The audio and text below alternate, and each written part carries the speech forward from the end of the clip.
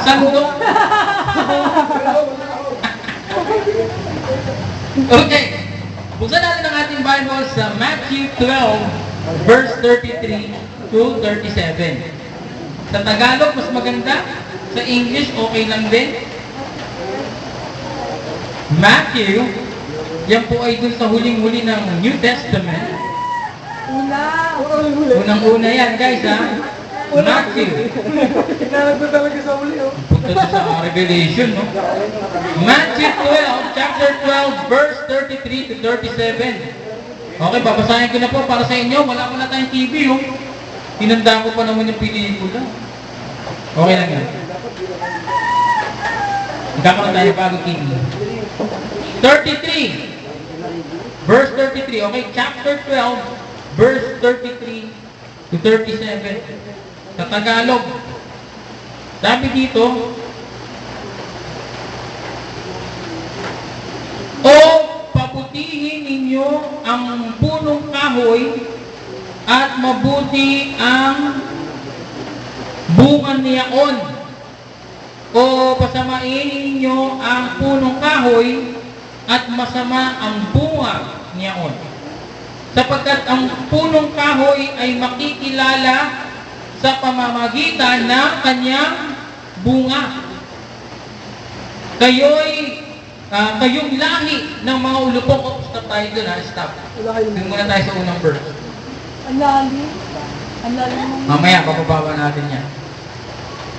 Gagamitan natin ang explanation. Yung 33 muna, medyo iba pala yung Tagalog nitong Bible mo, mahal, ha? Sobrang lalim. Iba Tagalog, may mga ano pa eh. May mga yakong. Ganun eh. So, sa English, tayo sa English, ha? Parang medyo mas okay yung sa English dito.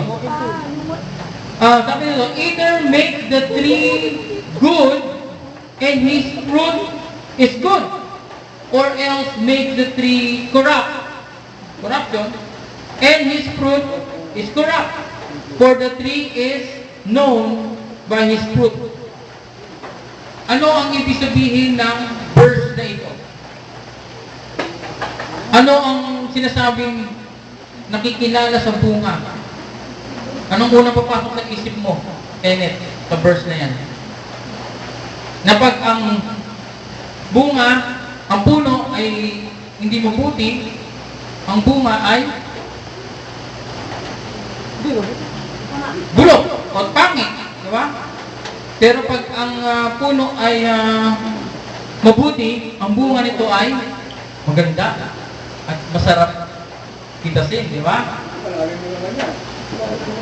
Ang lalim na naman. Kaya Kenneth, sige, naliman natin. For me, Maganda ang sagot na yan, Kenneth. Hindi, wala ka.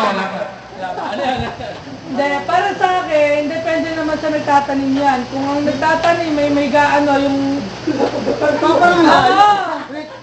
Hindi kasi naman kasi napunay, siyempre. Okay, sige. Siyempre, kailangan may nagtatanim yan.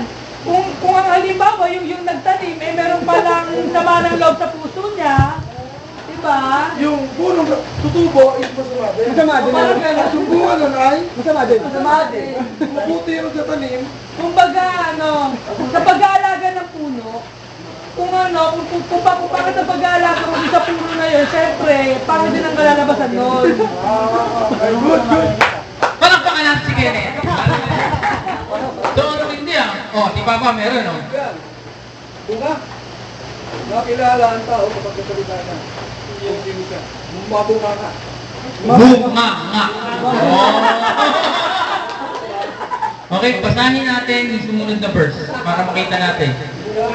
Kung pasok yung sinabi ni Papa o yung kay Kenneth, pero kay Kenneth, medyo pumunta doon sa nagtatanim, no?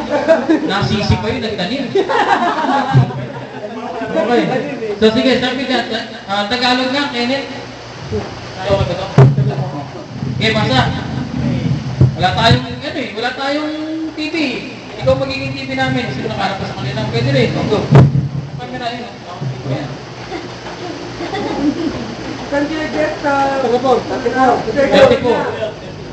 Lahi ng mga ulupong. Meron. Paano kayo makakapagsabi ng mabubuting bagay gayong kayo'y masasama?